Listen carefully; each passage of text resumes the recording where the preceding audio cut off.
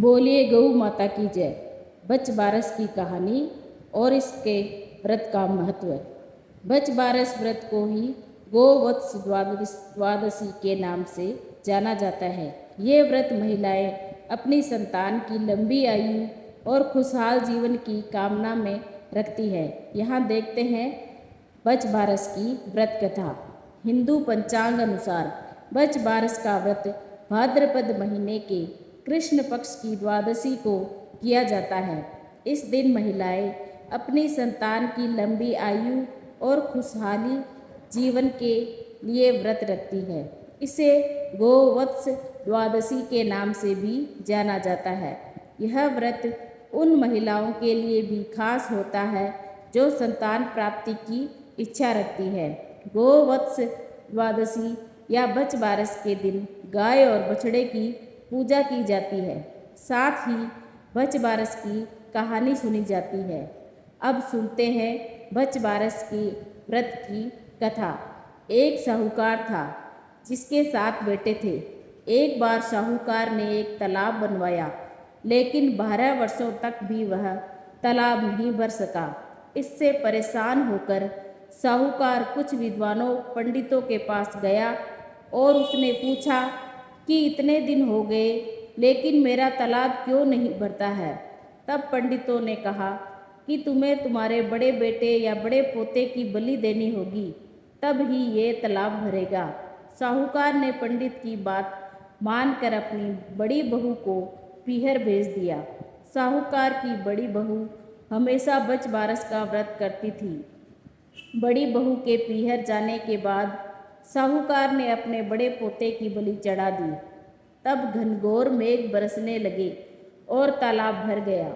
जब साहूकार अपने तालाब की पूजा करने जाने लगा तो अन्य लोग भी उसके साथ उसकी तालाब की पूजा करने जाने लगे। जाते समय साहूकार ने अपनी दासी से कहा कि गेहूँ ला, दोनों ला, चना मोठ बना लो। साहूकार की गाय के बच्चे का नाम भी गीउना धाउना था। उस दासी ने गाय के बच्चे को ही गीउला धानुला समझकर पका दिया। साहूकार व साहूकारनी गाजे बाजे के साथ तालाब की पूजा करने लगे। साहूकार के पूजन करने के बाद वहाँ आए लोग भी तालाब का पूजन करने लगे।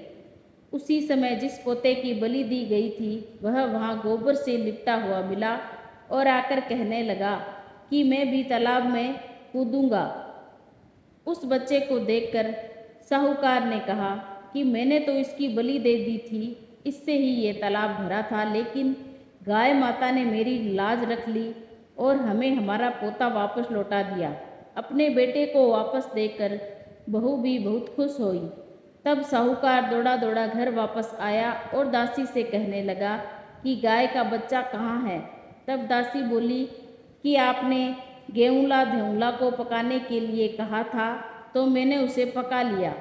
यह सुनते ही साहूकार क्रोधित हो उठा और अपनी दासी से कहने लगा, अरे पापिनी, तूने यह क्या अनर्थ कर दिया।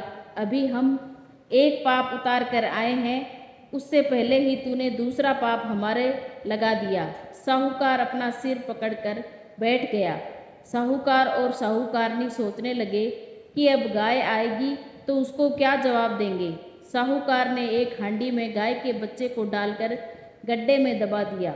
जब शाम को जंगल से गाय वापस आई तो अपने बच्चे को ना पाकर चिल्लाने लगी और खड्डे में दबी हुई हांडियों को खोदने लगी। जब गाय ने हांडी को खोदकर निकाला तो उसमें बछड़ा निकल आया। तब साहूकार को पता चला कि वह भी बछड़े को देखने के लिए गया तो उसने देखा कि बछड़ा तो अपनी माँ यानी गाय का दूध पीने में व्यस्त था। तब साहूकार ने पूरे गांव में ढिंढोरा पिटवाया कि सभी स्त्रियों को बच बारस का व्रत करना चाहिए। हे बच बारस माता, जैसे साहूकार की बहू को दिया वैसे हम सब को देना, कहानी सुनने वालों को और हम सब को देना। बोलिए गौ माता की जय।